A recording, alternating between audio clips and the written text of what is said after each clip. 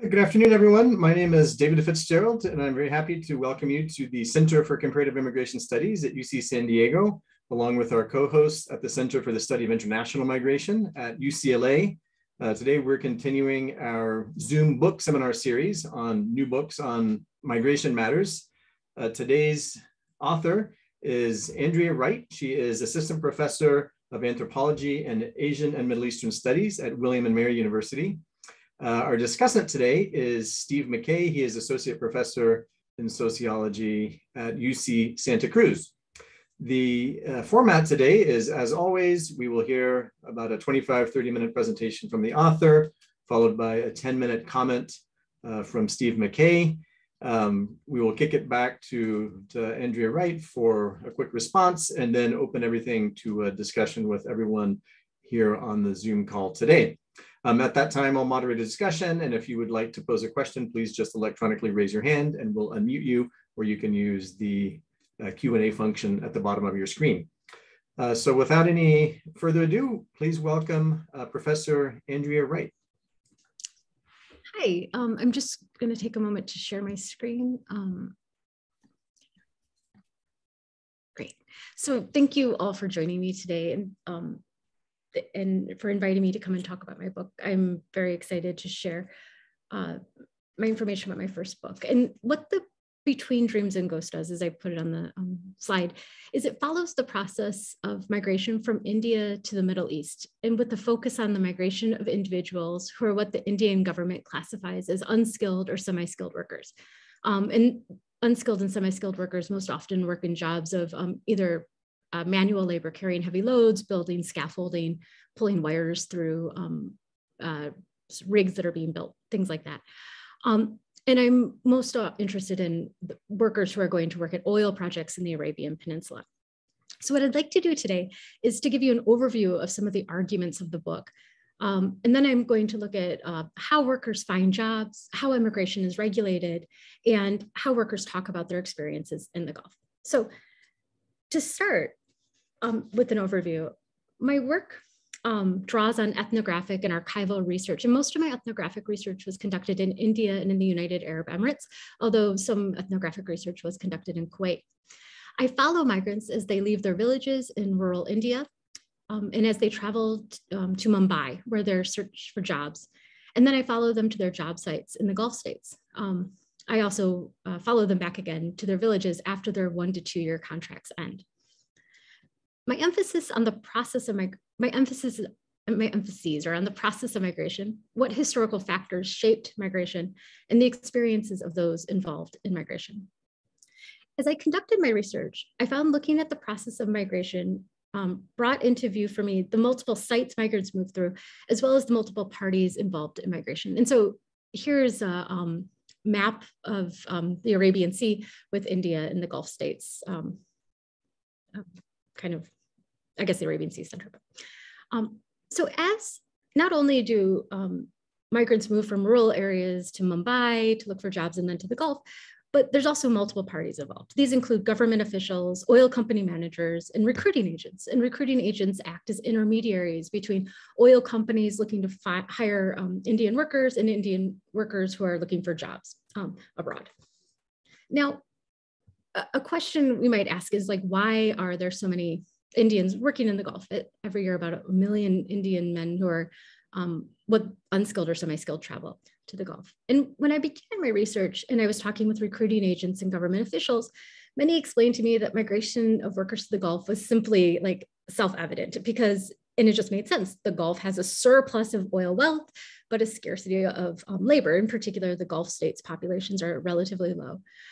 In contrast, I would be told that India has a surplus of labor available, but yet a scarcity of wealth or jobs available for workers. Now, if we view the oil industry from a global or a state-centered perspective, these scales distort labor to make the staffing of oil projects appear frictionless. And I want to think about what is lost when we use supply and demand or surplus and scarcity to explain labor migration to the oil industry, and how such frameworks may ignore structural inequalities and lived realities. And I find that by invoking surplus and scarcity to explain Indian labor migration, it rhetorically produces economies with systems of values that make oil expensive and labor cheap. Instead, Between Dreams and Ghosts looks at the process of Indian migration to the Gulf to see ways that migrants, as well as the migration process itself, how they both destabilize and question the normalizations of neoliberal imaginings. So neoliberalism in the book refers to the increasing privatization and liberalization of markets. And such economic shifts, of course, have an impact on labor. As people migrate in response to changing economic circumstances, temporary labor becomes increasingly the norm, and workers are not represented by unions or political parties. Thus, in the book, neoliberalism isn't an abstract concept that shapes migration. It emerges in the signing of contracts, in the cultivating of entrepreneurial citizens, in managing labor, as workers envision the future, and as workers fight for their rights, either with their government or with their companies they work for. So using an ethnographic perspective to understand labor in the oil industry helps us question this frictionless role of labor and demonstrates how precarious labor complicates the commodity chain. In Between Dreams and Ghosts, I consider how migration is deeply informed by both workers' dreams for the future and by the ghosts of history in the present, including the enduring legacies of colonial capitalism. As workers navigate bureaucratic hurdles to migration and working conditions in the Gulf, they influence and inform state policies and corporate practices. Prospective migrants often work in the spaces between government policy and corporate policies, mining moments of disjuncture and opportunities to elude or expedite the formal channels of migration. Workers migrate through building what they call influential networks. And they build these networks with practices that include gift giving and storytelling. So thinking about how the process of migration and worker experiences and the historical context of this, I'm going to begin now with how men look for work in the Gulf. And I'm going to start with I was located in a recruiting agency, and I was sitting in interviews that were being conducted by a Kuwaiti company that wanted to hire laborers. And during the interviews, I met a group of men who were hired for a job, and afterwards I was able to catch up with them and have tea. And one of the men's name was Azad, and he was telling me how delighted he was to have a contract to work for 2 years at this company in Kuwait. And as we talked, Azad explained to me that he and his friend, like many of the people who go as migrant laborers to the Gulf, they were all from Bihar, which is one of India's most economically depressed states. And they had worked as farmers. In addition, when they were young, they'd only attended a few years of school. And they said they were, in their words, not strong in reading Hindi, and they also knew neither English nor Arabic. They had moved to India a few years before, and they were working currently at a home factory in Dharavi, which is a neighborhood in Mumbai that has very popular slum tours advertised. But so this is not the home factory that Azad worked in, but this is an image of a home factory in Mumbai, where clothing was made. So at home factories such as these, Azad, as well as his colleagues, which in Azad's case were 15 other Muslim men from Bihar, worked long hours. They worked 6 days a week manufacturing goods. At night, the men climbed above the platform above the workshop to sleep. Now, a pay at such a workshop largely depends on a man's speed and experience. And Azad reported that he usually earns about 5,000 rupees a month. Now, this was in 2010, so that was about 111 US dollars, or about $4 per day of work. This amount, Azad said, was twice what he would earn in his village in Bihar.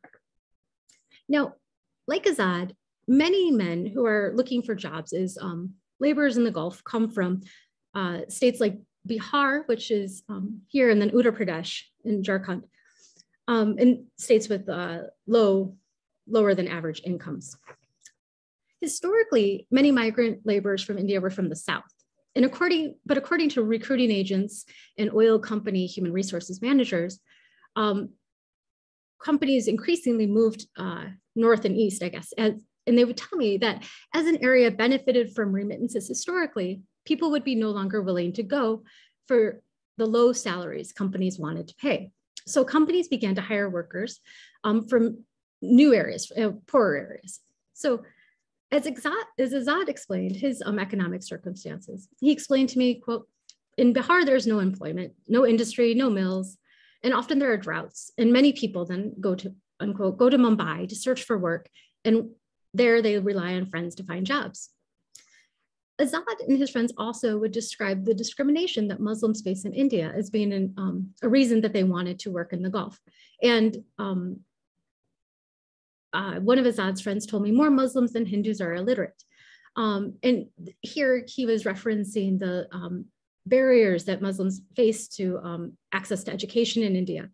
In addition, they described structural inequalities that they face and how that they would argue that Hindus were preferentially chosen for government jobs, which in Bihar are still considered some of the best jobs.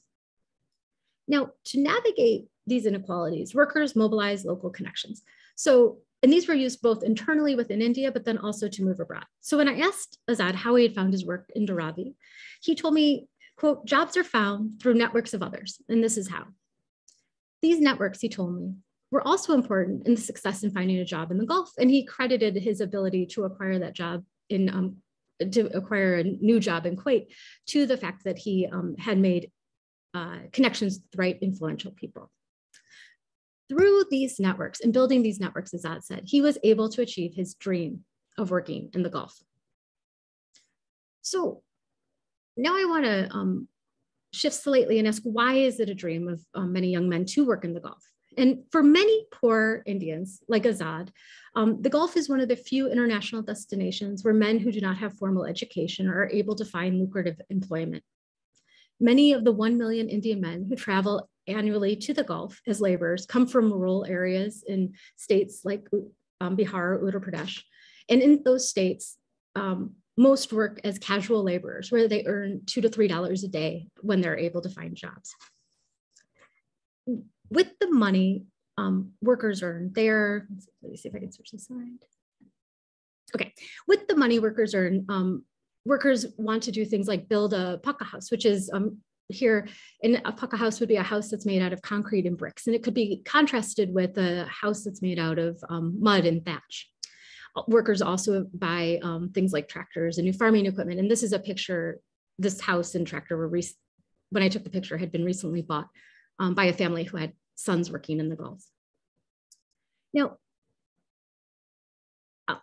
with ethnographic research and talking to migrants and their families, it becomes clear that migration is informed by economic necessity, but it's also informed by other factors. People would tell me they felt social pressure, or they wanted to go because their friends had gone and they also wanted to go.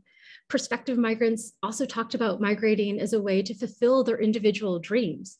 And these dreams included everything from buying consumer goods that were seen on TV to more elusive dreams, such as being free or to do what one wants.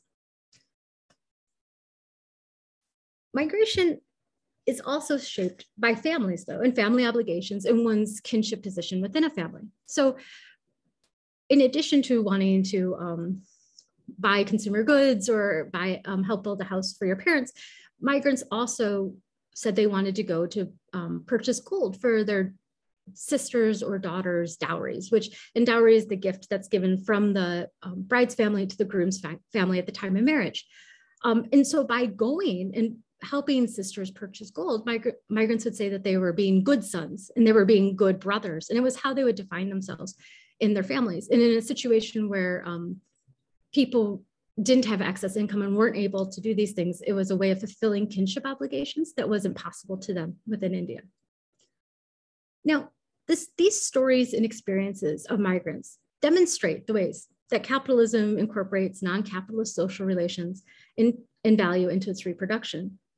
They also show us how diverse actors expand and develop capitalism. But of course, migrants are not migrating in a vacuum. And I'd like to turn now to how the Indian state regulates emigration. 95% of migrants, like Azad, who are classified as unskilled or semi-skilled, migrate through recruiting agents. Now, in part, this is because of Indian immigration regulations. In India, men who haven't gone through 10th class or 10th grade and who want to emigrate to the to the Gulf for work need permission from the Indian government. And as you can see, these are passports. One is a newer style and one is an older style. But in the passport itself, it has stamped that immigration check is required. So if a man were to be emigrating, this as they were leaving at the airport, this would be checked. And if they didn't have the proper permissions, they wouldn't be allowed to leave. Now, women have faced even greater restrictions. And so women who haven't gone through 10th class and who are over the age of 30 need both permission from the government, but also need permission from their husband or father. Women who are under the age of 30 and haven't gone through 10th class are unable to legally emigrate to the Gulf for work.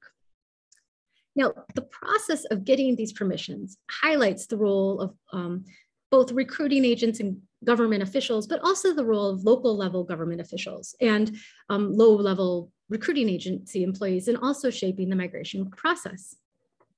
In the book, In Between Dreams and Ghosts, it explores the history of these immigration restrictions, restrictions that are meant to protect vulnerable Indians, a process that builds upon laws that were written in the 19th century to regulate indentured labor movements out of India.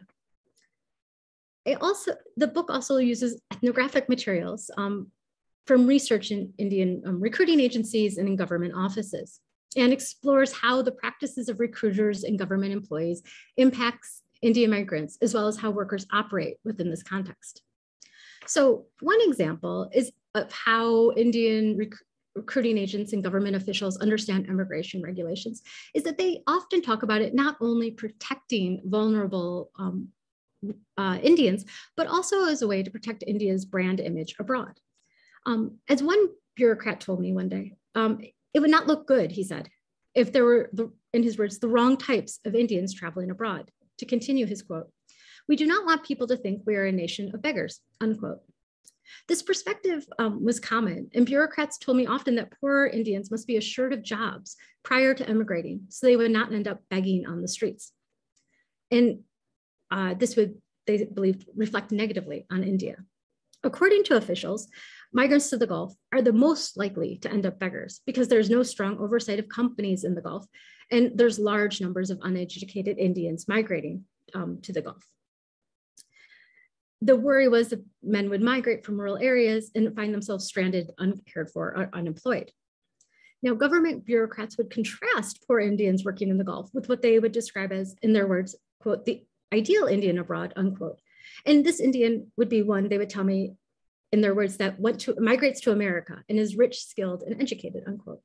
Now, the idea of migrants as being representative of India's brand was reflected at a celebration of Indians abroad in the Indian diaspora in 2019, when Prime Minister Modi addressed Indians working abroad and called upon them to be good brand ambassadors of India.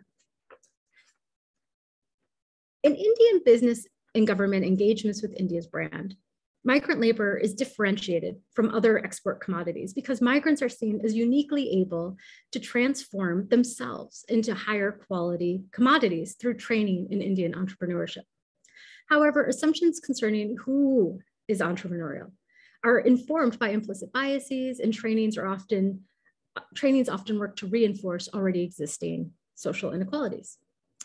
My work in India, in the book, we see that how potential migrants navigate these bureaucratic and corporate policies as they seek jobs, and how, like Azad told us, they do so through forming influential networks with low-level recruiting agents, returned migrants, and low-level government officials. Now, I want to turn to the Gulf and follow workers after they find their jobs and are hired for jobs in the Gulf to their job sites. And I conducted research at multiple oil and gas projects. And this included places where oil and gas infrastructure was being built, as well as factories that built parts that were used in oil and gas projects, and it's voluntary associations of Indian migrants. On one of my first visits to an oil and gas project, I was outside of the city of Abu Dhabi in the United Arab Emirates, and there was an offshore semi-submergible rig being built. And in the top left, that is that type of rig. And as I was driving through the area, I had gotten quite lost, as I often was during my research. And I called the oil company manager who had invited me to the site. And as I was trying to get directions, and he said, I never drive. Let me give you my driver, who is an Indian man. And I began to talk with the driver, and I was having trouble explaining where I was. And he said, just keep driving. And eventually you'll see the mandir, the temple. You'll see a temple and you'll know then that you're close, and just park and you'll be fine. Now, after I had eventually, he said this, I was confused because there were no temples in Abu Dhabi at the time. There are now, but there were no Indian temples at the time, and I was baffled. But as I drove closer, and after I'd gone through the security checkpoints of this construction project, I looked up and I could see how the aesthetics of an oil rig mimic in some ways the aesthetics of a South Indian temple. And indeed, when I spoke with the driver, when he greeted me after I got through security, he was like, look, doesn't it look just like a temple? And he's like, and there's so many Indians, it looks just like a temple on a festival day.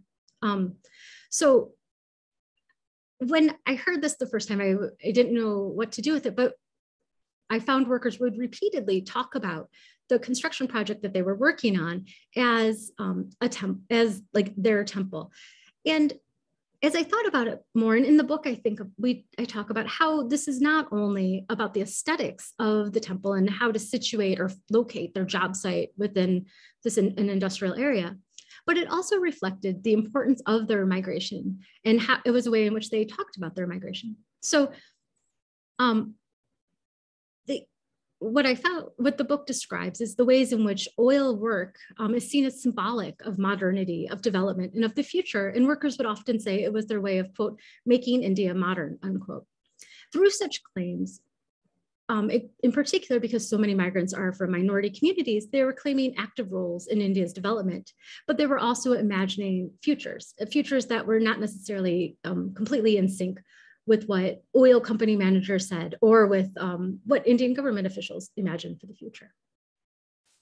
Now, for some migrants, while many prospective migrants dream of working in the Gulf and helping make India modern, such as these migrants were sharing with me, once they are there, Indian migrant laborers often find their work physically and emotionally difficult.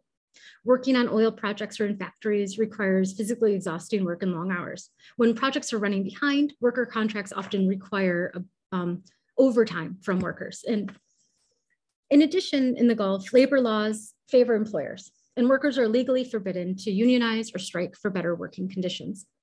Some workers in the Gulf face even greater challenges, and this could include having trouble being paid for their work, not being able to return home when they choose, physical abuse, or injury and death on the job site. And one such case was in 2010 when I took iftar, broke the fast Muslims observed during the month of Ramadan with a group of men who had been abandoned by their employer. This was shortly after, of course, the financial crisis, and many companies had gone out of business. Fearing debtor's jail, company owners fled the United Arab Emirates. And in some cases, like the employer for these men, their employer had not paid them for years, and their employer also took their passports with them when they fled, or they were lost. And so these men were still living in the dormitory-like buildings that their employer had rented because they hadn't been kicked out, but they had no electricity, they had no running water, and they had no food. And so they were largely dependent upon migrants living at nearby camps to help provide those. And at night, they would drag their bedding to the roof to sleep because it's very hot in the United Arab Emirates. And so in cases like this, both migrants are, again, relying on these networks of workers they met at other camps. And in this case, workers who were still employed would share their food and water and other access to resources. Workers were also reliant upon voluntary associations that helped workers acquire jobs. And in the book, I think about this precarity of workers, and I think about what causes we attribute to it. So often the Gulf is viewed as exceptional, or the poor treatment of workers is sometimes attributed to Gulf Arab practices and cultures. In contrast to this perspective, between Dreams and Ghosts, I look also at the practices of oil companies operating in the Gulf today and historically to contextualize current labor conditions. Such examinations show that the precarity of laborers is deeply influenced by contemporary capitalism. And I explore how managerial practices, like the organization and location of worker camps, worker contracts, and practices even such as safety practices, implemented job sites contribute to worker precarity. So to conclude, when looking at the process of migration as a whole, Between Dreams and Ghosts considers how communities are formed as people move from India to the Gulf and back again. This emphasis on process calls into questions, models, and understandings of the large numbers of Indians working in the Gulf is simply due to supply and demand or surplus and scarcity. Looking at the interactions among multiple parties involved in migration, we see the laws and practices that are often defined as pre-capitalist or traditional, or actually often formed in conjunction with contemporary state and corporate policies. Social practices and structural inequalities clearly motivate migration, and migration also influences social practices.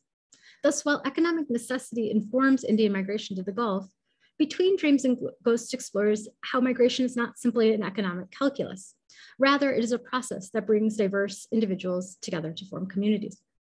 A focus on the process of migration destabilizes this focus both on an individual and on the nation state in favor of examining transnational networks of diverse actors.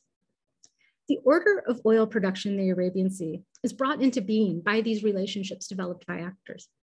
And through these analyses, my goal for Between Dreams and Ghosts was to show that labor migration and oil production are deeply informed by participants' dreams for the future, as well as the historical contexts in which migration and oil production are situated.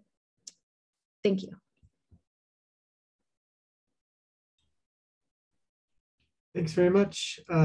Professor McKay, the floor is yours. Okay, great. Andrea, thank you so much. Really wonderful presentation, but also really wonderful book. And so I have lots of questions and a few comments, and hopefully they'll be generative for a discussion more widely with everyone who's attending. And I just want to say, it was a really a beautiful and comprehensive ethnography, focusing on, as Andrea says, the process of migration. And I think that's really key. And this notion of kind of following from village to oil production and back again, all parties involved in the process, from migrants to corporations. And we just have to stop and recognize how hard that actually is. Lots of people would like to do that, right? But it's really amazing the scope and the field work and the language ability to do this kind of ethnography. So I was really sort of enthralled by and touched by many of the migrant stories, but also fascinated by the many other actors and their roles in this process of migration. So again, these comments will be likely just to draw out a few more details. A couple things. So it's on basically the comments are based on first question and comments about methodology, wanting to learn a little bit more about how you were able to do this. And then second, it's really going to be on this issue of neoliberalism, labor, and commodification, and how that across the networks that you talk about. So the first area and methodology, and again, in many ways, you sort of brilliantly follow Marcus's and others, right, idea of that under globalization, we have to now do multi-sided ethnography. That it's not enough to focus on a single geographic site, but rather on circulation, right, across time, space. And so Marcus's advice, as clearly Andrea followed, was to sort of to follow, right, different elements. So follow the people, of course, in migrations, but Marcus also talks about follow the thing. So you see that circulation of gold, follow the metaphor. So we can think about the idea of how does the metaphor of the temple move across. Follow the plot or story, follow the life or biography, and follow the conflict, right? And he's not saying that everyone has to do this, but I was, really, Andrea really captures elements of all those kind of following. So I thought that was really amazing. But in sort of the years that have followed that, kind of focus on multi-sided ethnography, a lot of ethnographers and people said, well, when is enough? And so I'm drawing on Biao Zhang's question, how multi-sided is multi-sided enough? And here, Biao Zhang answers this with his own kind of view of this, with a focus on his own focus, studying mainly Chinese nationals, migrants abroad, and then returning, to focus on, quote, sites and moments where links between individual activities and structural forces are most visible. Okay. So in other words, he wants to look, quote, delineate and identify the interface between mobility and structure, end quote. And so for Zhang, he's really using the analytic of scale to help trace the structures and forces that most powerfully affect migrants and locate the sites of interface. And interestingly, he too ends up focusing on intermediaries and roles of state actors at multiple levels or scales. So one of the questions I have for Andrea to answer maybe in response is, how did you decide who and what to follow, to what extent, and what sites to include or exclude? I think often, when it appears in book form, it's this smooth kind of thing of covering all the area, but anyone who's done any research knows that this can be very difficult, and we kind of create a logic after the fact. So I'm really curious to know some of the choices you made. And which sites or locations did you, thinking back or doing it, do you wish you had more access to, right? So for example, doing on-site ethnography in the Gulf, were you actually able to spend time, in the labor camps, or were you too associated with management to be able to interact with workers in these different areas? And just thinking reflexively, which sites or actors do you feel help surface the interface between mobility and structure? So when you have to make those decisions, which were the most consequential in the lives of migrants?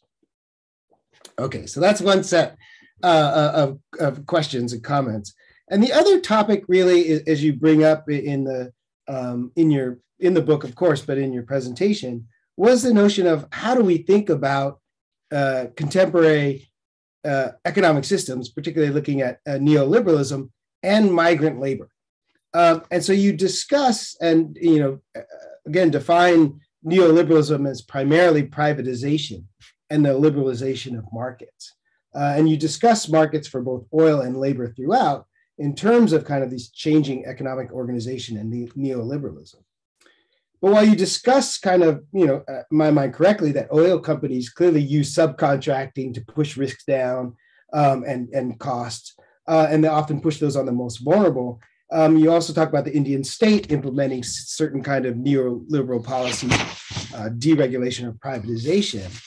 I thought a little more discussion about neoliberalism, not just as kind of the idea that market rule dominates, and that so the goal is deregulation, but that's called kind of a rollback neoliberalism, right? But that actually kind of contemporary neoliberalism and markets and accumulation requires regulation. And so I wanted to maybe get a fuller picture of thinking about roll out neoliberalism, or the ways that certain actors through this, particularly state actors, act to maintain accumulation. And here in thinking about in terms of intervening politically, right, to insulate or shield markets or particular actors, right? So this sort of not just neoliberalism as deregulation, but really neoliberalism as re-regulation. And the key question isn't, deregulation or not, it's regulation on whose terms. So if we think of neoliberalism as rejiggering regulation on different groups' terms in terms of that, how does the kind of system get produced and reproduced?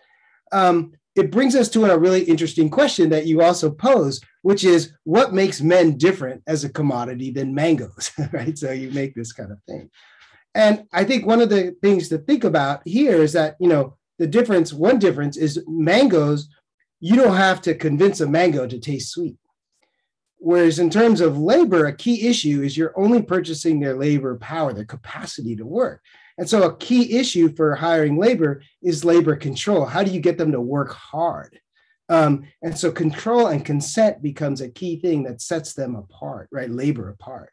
So if we think of markets, all markets, neoliberal markets requiring a re-regulation, and labor in particular requiring certain regulation, particularly to reproduce labor, then it's sort of to look at the actors in the networks that you mentioned and think about, well, what are their roles? And again, I think the book does talk about it, but maybe not always so in explicit terms. So I have a couple questions for your main actors in this idea of what is their role in the regulation of labor and on whose terms. So one, and I'm not going to spend too much time on the employers, because you do talk about the oil companies and make the really crucial point that they really are trying to push down, be unwilling to pay for or even acknowledge their responsibility for the basic reproduction of labor. So in terms of safety and things like that.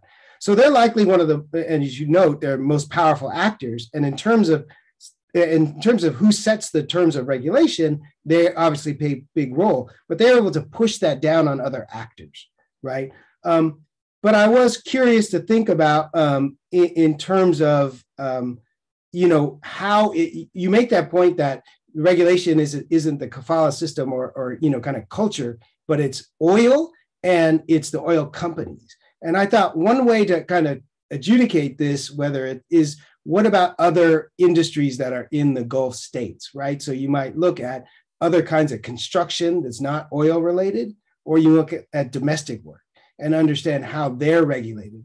And that would give us some purchase to think about, to what degree is it the industry and, or is it this, what is it, right? So that's for the employers. A big other key actor, right, is who's getting, in terms of who picks up the regulation, if it's being pushed down by the oil companies, is the Indian state, right? And so they seem to pick up much of the regulatory slack, right, and be more responsible for delivering Indian labor to the market on employers' terms, right? And they absorb much of the regulation.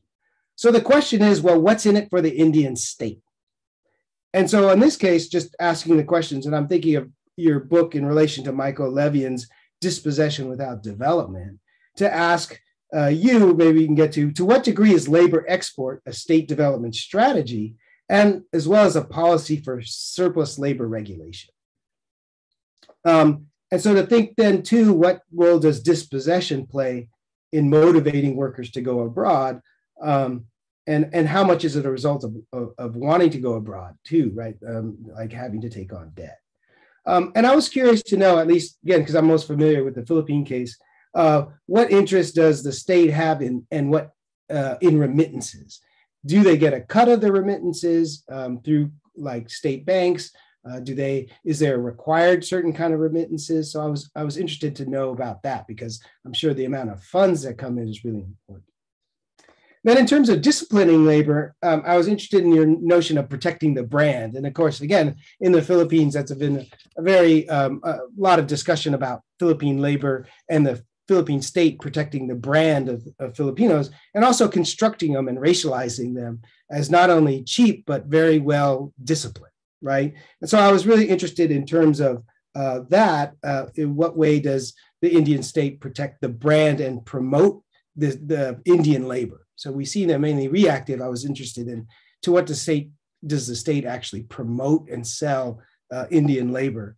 And then also to what extent the Indian state actually assists migrants when abroad. So again, this is a change in the Philippine state where they have to also protect, and actually do by enforcing certain contracts or blacklisting companies and doing things. So I was interested, and particularly around accidents. What role does the Indian state play when they're okay? So on intermediaries, so on recruitment agencies and sub-agents, again, fascinating, great to put them in the mix, and we often don't hear about them. And in like the state, they're important for regulation, but they're much closer to the lives of migrants. So I thought that was really great. But I was wondering, one question is, what's the profit structure for recruitment agents and sub-agents?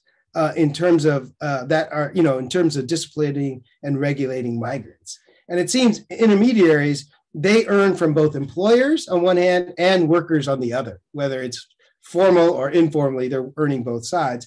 And my question was, how much of their profit and earnings come more from the migrants than from their employers, So where does that? And I was also interested in terms of remittance, again, regulations. Here in the Philippines, at least, the recruitment agencies, all the remittance get funneled through them, and they might play with the exchange rates and other things, so they are able to get a portion of remittances, even if they're just a throughfall. So I was wondering, what role does the agencies play?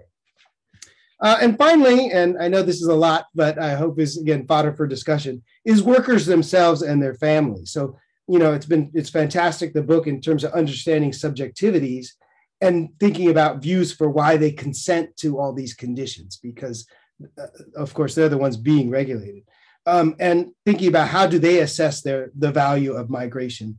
But what I was curious to know, what other lenses do the workers use to think about why they do it in the explanation? So I was thinking, particularly in terms of masculinity, both in my own work, and you cite those of Acela and Acela, who've talked about, South Asian migrants and masculinity. You mentioned a little bit in terms of what they're doing for their families, but there's often competing elements of masculinity. So I was curious to know if that was the case in terms of providership, but also adventure or status, and to look at other elements of masculinity. And particularly something I found was that in interviewing people, they didn't always have the same answers depending on where you interviewed them. So because you were able to follow them, I was curious to know, did they have the same answers about, well, why do you do this kind of work when they're at the recruitment station in Mumbai versus actually in the UAE versus back in their own villages? And I found that I had very different answers depending on where I interviewed people across those different sites. Okay, and then the other issue of masculinity is the connection to safety practices, and if that had any influence. And then just the very final thing was the sort of policy and political implications. You talk about and clearly identify actors who aren't carrying their weight in terms of the cost of reproduction, and but I wanted to know, sort of based on what you've been able to do, to think about, and the lack of regulation on migrants' terms, how might they be less commodified, right? And how might certain actors be pushed to take on more of the cost of their reproduction, as well as the cost of their protection? So to think about, where do you go from, if you through all this, to actually enhance their protection, what we do. Okay, that's a lot, I know, but hopefully it'll be fodder for discussion. Okay, thanks very much, Steve. So a lot of fodder for discussion indeed. Andrea, perhaps you could just pull out a couple of points to respond to, and then we'll move quickly to a broad discussion, and then we'll have other opportunities to think of the full range of points that Steve has raised. So Andrea, if you could just take a few minutes to give your thoughts. Well, thank you so much, Steve. These are really excellent questions and comments, and some of it I need to probably digest a little bit, but it's really great. And I really appreciate it. And I really appreciate your engagement with, like, how I was, especially I think how I talk about neoliberalism in the presentation, where it's like, oh, it's deregularization and privatization. But I mean, I think there's also, a cultivation of this like an entrepreneurial subject that emerges, right? And that is both how one recruiting agents or government officials hope migrants will taste as sweet as a mango will taste, will be as a productive worker, right? And, interestingly, just as corporations are trying to displace this onto states and then onto their individual workers, states are also, the Indian government, I guess, is like, and recruiting agents are trying to push this cost onto workers. So then workers, there was a concern that recruiting agents were arguing to the government that they should offer more classes in English so that prospective migrants would be better, better to employ, by oil companies in the Gulf. And the response was just, well, if they want to learn English, then they should save their money and take English classes, you know, and this is like, then they will be properly entrepreneurial. And this idea that there's this entrepreneurial subject, actually, I think often is really fascinating because it resonates with some of the stuffs around contracts that emerged in the regulation of immigration in the 19th century, when the British government is trying to regulate indenture out of India because it's worried that it doesn't want to replicate slavery or the enslavement of individuals. And so there's this concern that how does the government ensure that people are actually free? Well, you ensure people are free because you make sure they signed a contract of their own free will, right? And this is like the logic that gets replicated today. So even when Indian workers are in really bad straits, the government might blacklist companies, which it does have the ability to do, but really often a lot of it comes down to this logic of, well, people signed these contracts and they've agreed to this type of work. And so then the contract becomes or the regulation of immigration becomes a site not of improving workers' material conditions, correct, right? But rather it becomes a way to displace that risk onto the worker who has signed the contract. And so I think it's just, as you said, it's not about necessarily deregulation, but how do we change who pays for regulation, or who has to do, you know, who is responsible, or, you know, like who takes on the risk, I guess, is because there's still these regulations, but the regulations shift to not necessarily protect the conditions of workers, but rather protect companies or states from that risk. And yeah, so that's a really excellent point. And I also really, the question of dispossession, of course, is huge because people, you know, and I again, the problem with the presentation, but, you know, I know I emphasize people's dreams and hopes for the future and wanting to, you know, be good sons and brothers or provide for their families, but also people are in horrible amounts of debt and, or have huge amounts of debt and are often, you know, trying to save their family farms, their small plots of land that don't produce enough for their families to like survive. And this was particularly clear to me when the coronavirus pandemic first began in 2020. And I was talking to workers who were worried that if they got sent home, their family would just starve to death because they didn't, you know, they would lose their family farm because they were in so much debt, they wouldn't be able to pay their debts off. And because they often take loans from people who charge really very high fees, like local individuals who charge really high fees, it takes a long time to pay these debts off. And, you know, but we're also concerned about like health risks and things. And so there's a lot of concerns over debt, especially when the debt is at such a high rate. And regarding I guess, and that was making me think about remittances.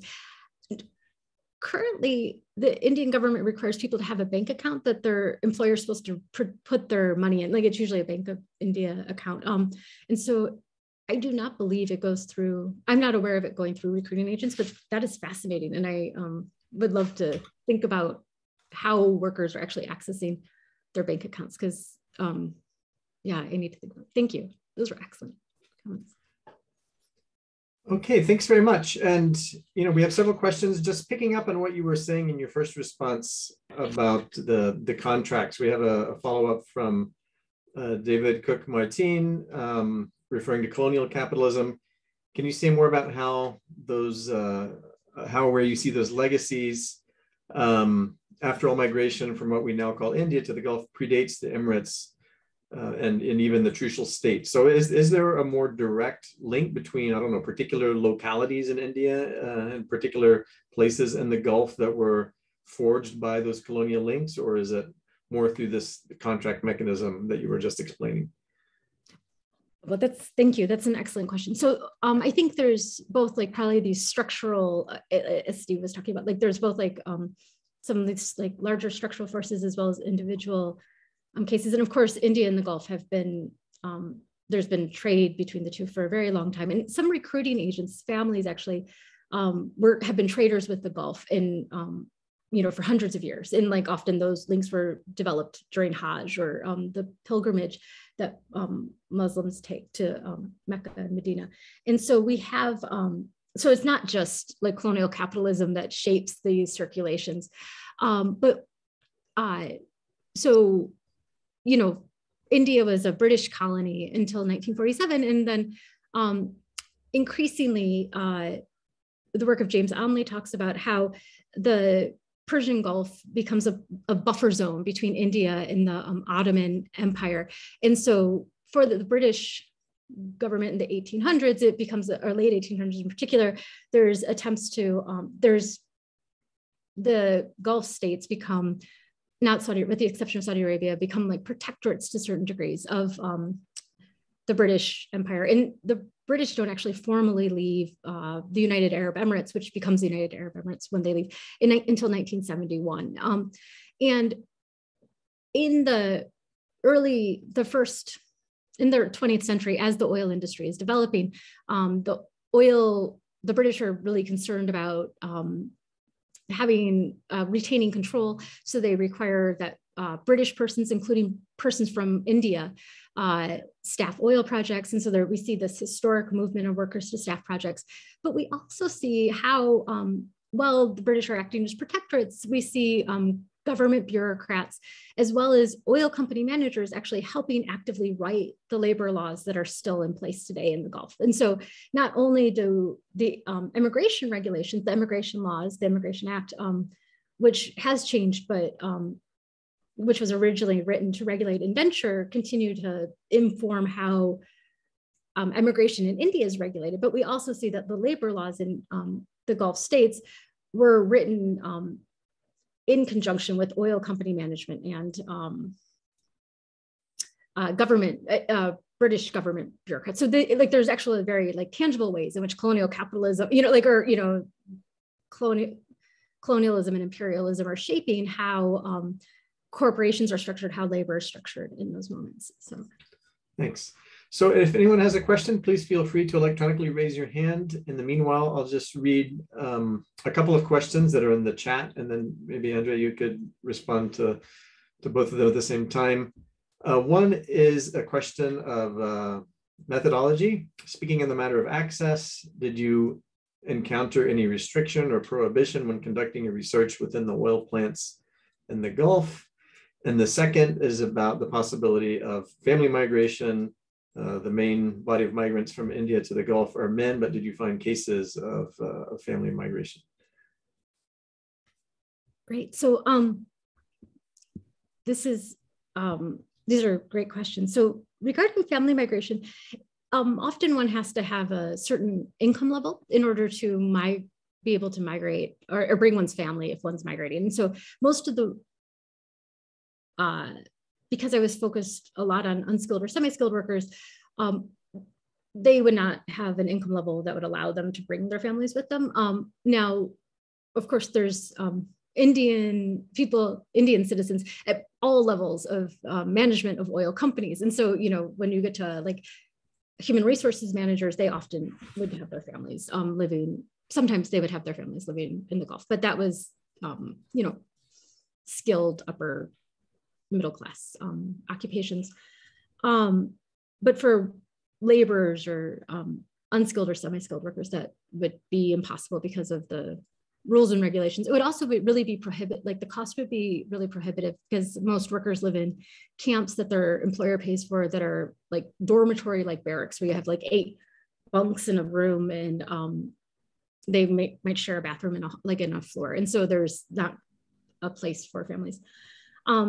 And I guess this responds to both the questions, Steve, I guess that kind of feeds into this question of methodology, and which also Steve asked, which, yes, I mean, there was restrictions in many ways. It was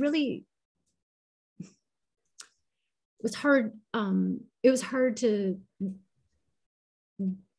begin research with recruiting agents when I started the project. It was harder than I had anticipated, in part because recruiting agents are talked about. I think we're really worried about expose journalism in which, because there's a lot of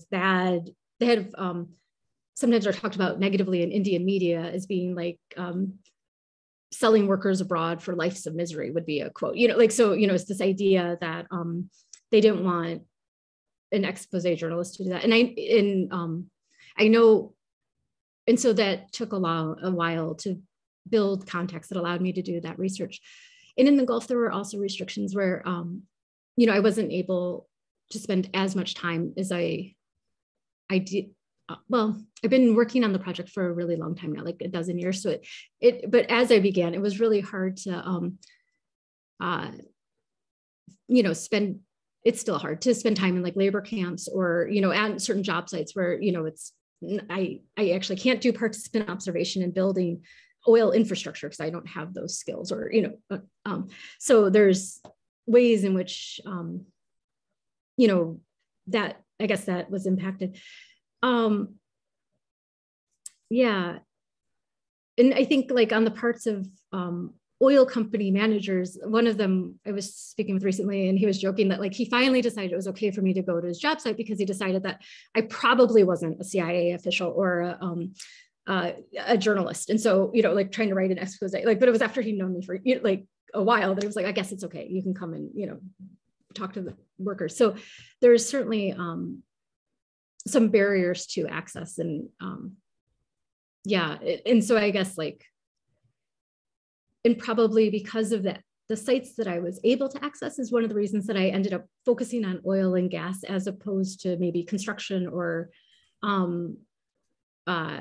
domestic work, or, you know, like, so because of originally who I was able to meet and talk to, and then through meeting people, I was able to meet other people, you know, and so it allowed me to work on oil and gas. Although I think the oil and gas industry in some ways really informs how other industries look in the Gulf, because of both the history. The oil industry really was the biggest industry really to begin. And, you know, before the development of oil and gas in the Gulf states, there wasn't a lot of like heavy industrial projects going. And so oil companies really did shape a lot of like labor practices and labor laws, and along with this imperial government. So, I mean, it was fortuitous, but also where I was able to gain access in part did inform then the topic that I focused on. So I have a question about migration decisions. One of the things I like about your research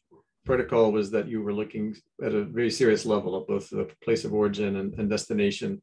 And you mentioned that for most of these men, they had very few other options to earn these kinds of wages. But can you say something about decision-making among various possible destinations within the Gulf? And also the possibility of repeat migration? You know, what does the long-term trajectory look like for someone who at time one is working in a particular rig in, say, the UAE? Does that person keep coming back to that exact spot, or is there movement among the different countries? And if so, how does that work? Great. So in part, it depends upon their employer and also individual's experience. So when I very first began the project, I was curious about, you know, how workers decide where they want to work, because I was really interested in how Indian Muslim men's religious practices or understandings of religion changed after they'd gone to the Gulf and back.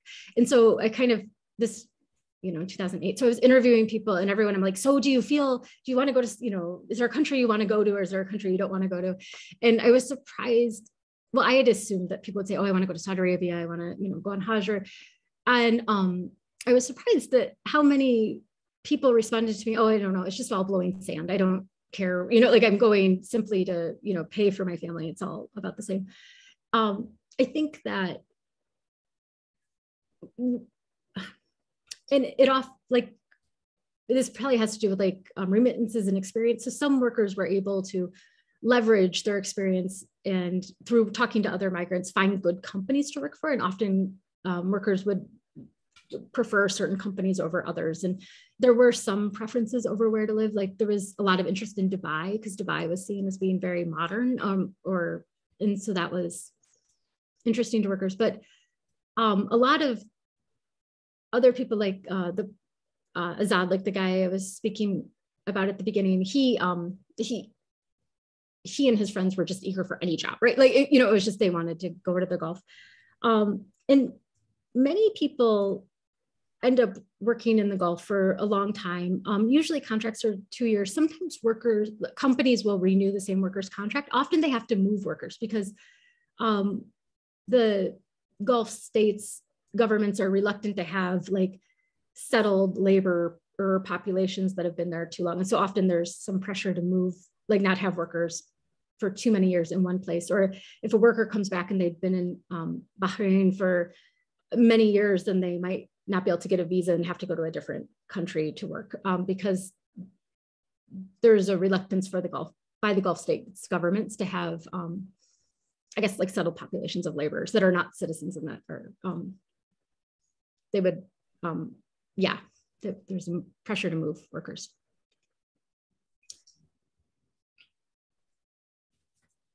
Okay, let's see here. We've got someone with a raised hand.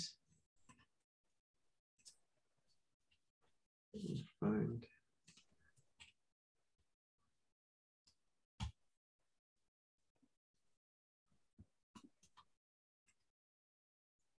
Ah, here you are. Yes, please, Benito Ferrao. Hi, Andrea. Wonderful presentation. I had a question about kinship and the relationships between classes of South Asians in the UAE and Kuwait, where you've got migrant forms of labor, but then you've got longer settled communities of South Asians who are more professionalized and who may not necessarily be part of the oil and petroleum industries, right? So what kinds of relationships did you see across those divides? And simultaneously, was there evidence of new forms of kinship, either among South Asians of various class backgrounds or within them? And how did those then transfer back to South Asia once these individuals' employment ended? Thank you. Thank you. That's a really excellent set of questions. And of course, yes, there are, well, there's a desire not to have settled laborers. There are many families that have been in the Gulf for many generations. So, you know, and because of the way citizenship works in the Gulf states, you know, a person whose parents are Indian citizens will be an Indian citizen when they're born in the Gulf, not an Emirati citizen or a Kuwaiti citizen. But and in many cases, factories that are run or and wouldn't that be partially owned, like because of the way ownership works, you know, will be run by multiple generations. And I was surprised at how many women actually were taking over their family businesses from their fathers in the Gulf states. And so, and in, you know, sometimes this was because there were no sons, but also, but there was just a lot of, you know, so families would continue to do business and live in the Gulf for many generations. And then their children are, you know, growing up now and taking positions at the family businesses as well. You know, I think I saw most interactions I saw were often employer-employee interactions, or they were at outreach events, like where, so volunteers, for example, with the workers that I talked about with the abandoned camp, they were receiving their nightly iftar because a group of people, wealthier South Asians were aware of their plight and had like gotten donations and had arranged to have food given to them, and actually eventually helped pay for their repatriate their tickets home, their plane tickets home, and gave them each a gift to give to their children. And so there was those types of relationships. Often, I was surprised at how often members of the voluntary associations sounded like recruiting agents or government officials and saying, well, they just need to become better workers. Like we just need to help them, you know, give them some skilling or help them find a class so that they can, you know, find another job. So there was a lot of emphasis again on individuals, you know, optimizing their own capacities. But so there certainly were acts of care as well as interaction.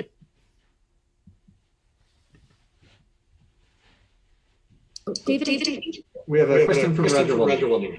Hi, hopefully you can hear me.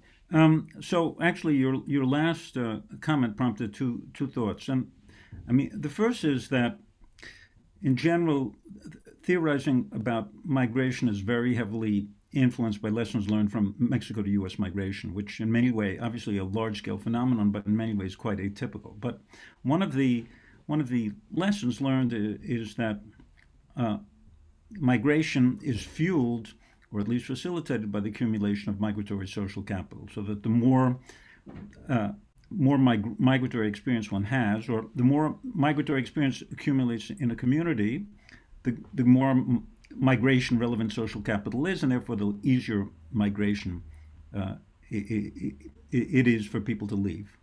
And I'm wondering to what extent, given the fact that, that you're describing a very different type of labor system, whether you see the same accumulation of migratory social capital, and whether or not those control systems succeed in choking off migratory social capital so that the experience actually doesn't increase the likelihood of migration, or whether somehow or another, despite the effort to control, that migrants over time are able to gain more autonomy with respect to these control systems. And the second question is that clearly these systems are very successful in controlling access to membership in the Gulf states. But what you're suggesting in your discussion of these factories is that they may be successful in controlling access to citizenship, but not that successful in controlling settlement. And you were just describing multi-generational migrant families. So I'm wondering whether you could talk a little bit more about that, and what are the constraints on settlement, and given the fact that we're now talking about, I don't know, a half century of labor migration to maybe longer to the Gulf, to what extent settlement won't generate its own dynamic that will make it difficult for these constraints on citizenship to endure forever, or at least for another half century.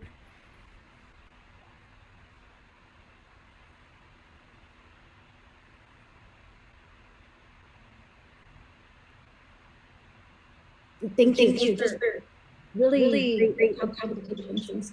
In regards to accumulation of migration social capital, I do believe we see that it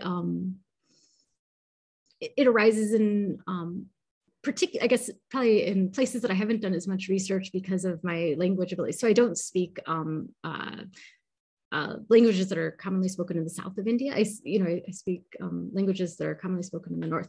And so, but in places like Kerala, where we saw historically large, which is in the south of India, historically large numbers of workers going at multiple levels, but as laborers, now there's fewer people who want to go as laborers from Kerala, but they are often able to move in as more skilled workers. So not necessarily, so they have both.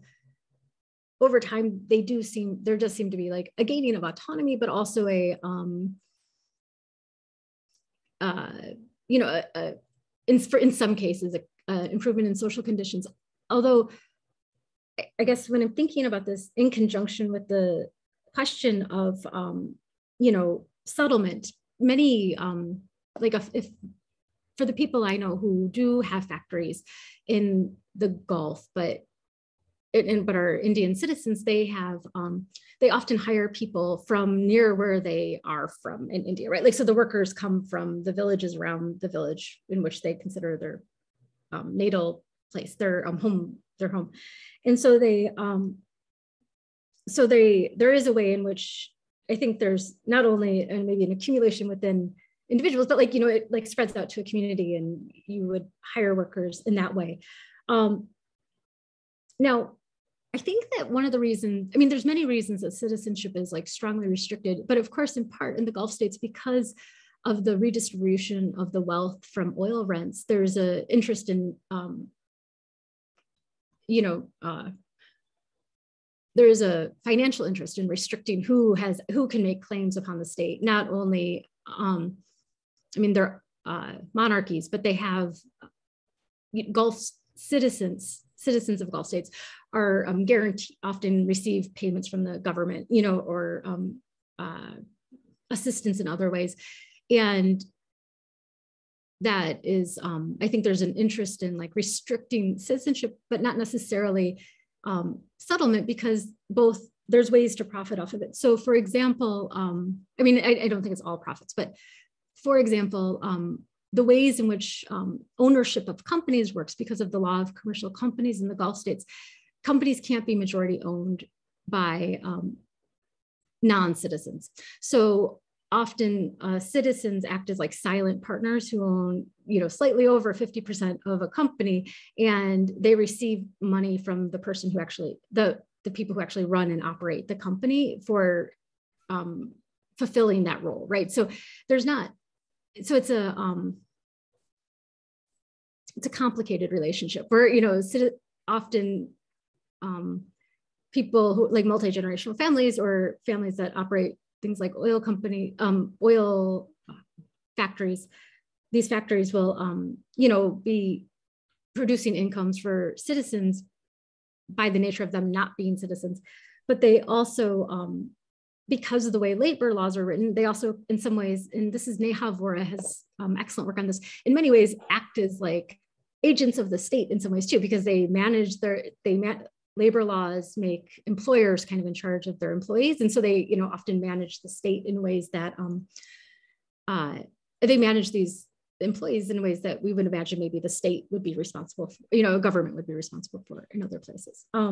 So I think that the membership, like because citizens, I think that it's not I guess settlement and citizenship are not necessarily seen in the same way in those cases. Okay, we have a question from Hee and Kwan. Thank you so much for your research, Dr. Wright. I found it really glad listening to your research because actually I'm currently based in United Arab Emirates conducting fieldwork, digital fieldwork on temporary migrants sense of belonging in this country. And one question that I had was, given the number of unskilled migrants who still migrate via familial ties, and I think this ties a little bit with Professor Waldinger's question, I was wondering how they might be explained or understood via the framework that you explained earlier of making India modern, especially the ethnic Sindhis, for example. And how might they describe the oil and gas industries and their subsequent importance? Thank you so much.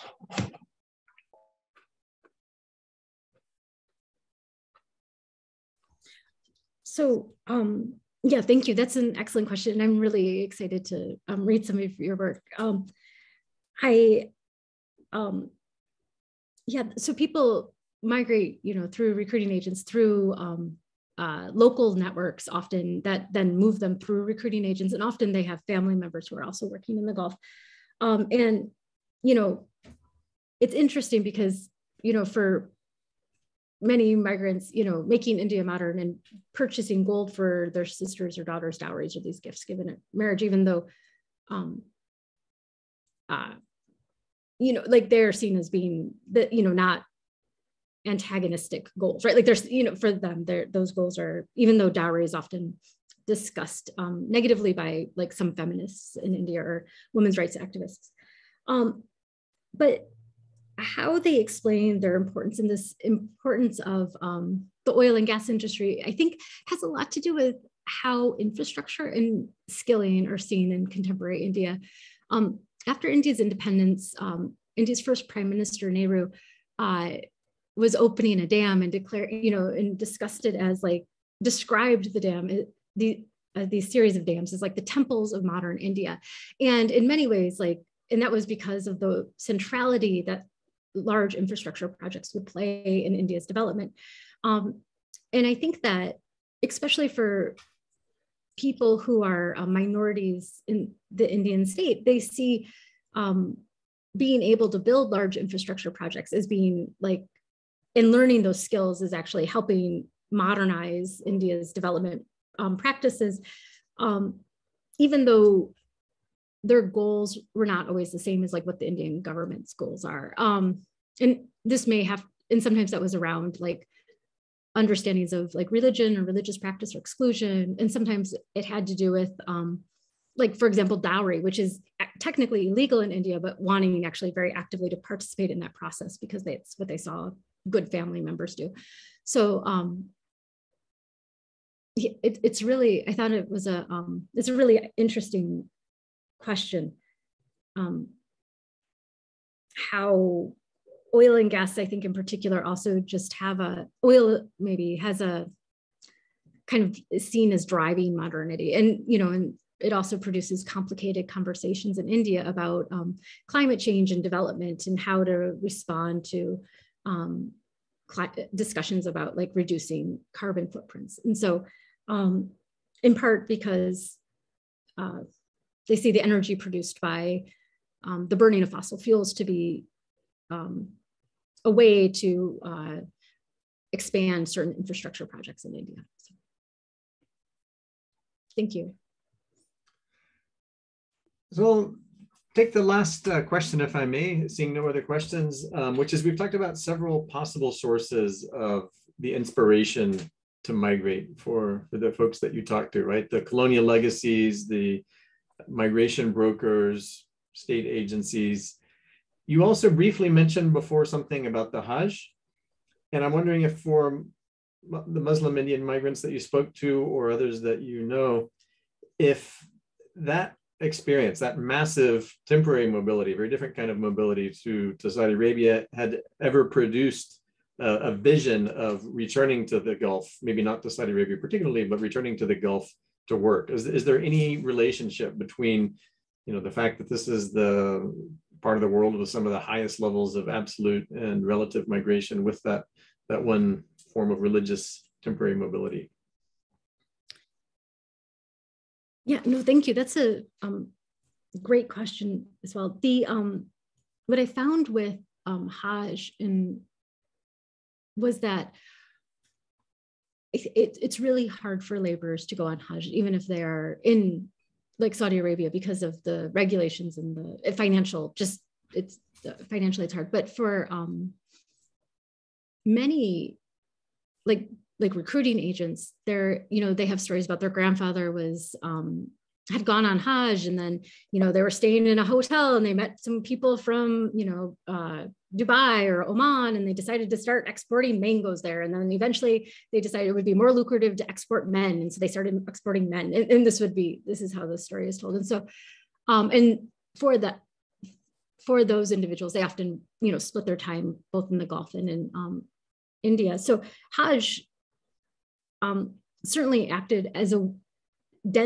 as a dense meeting point that facilitates other forms of exchange and circulation, right? And yeah, but the